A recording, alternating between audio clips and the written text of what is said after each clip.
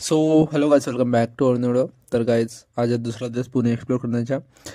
तो पहिली लोकेशन आहे आगा खान पॅलेस, जो की आता गांधी राष्ट्रीय स्मारक या नावानं प्रसिद्ध आहे, जो की 1892 मध्ये सुलतान मोहम्मद शाह आगा खान यांनी बनवला गेला। मेन उद्दिष्ट होता की आजूबाजूच्या लोकांना रोजगार मिळावा। पण जेव्हा 1942च्या भारत छोडो आंदोलना काळात 9 ऑगस्ट 1942 ते 6 मे 1944 दरम्यान गांधीजी आणि त्यांची पत्नी कस्तुरबा व सचिव महादेव देसाई यांना या महिलांमध्ये नजरकैद ठेवण्यात आले। नजरकैद असतानाच कस्तुरबा गांधी व महादेव देसाई यांच्या कालावधी झाला। त्यांची समाधी पण आगा खान पॅलेसमध्ये आहे।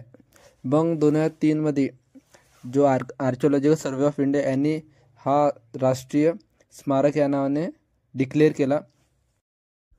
पूर्ण एरिया 19 एकरामध्ये आहे, त्यातून 7 एकरामध्ये हा आगा खान पॅलेस आहे आणि बाकीचा एकर गार्डनमध्ये अलॉटेड केला आहे।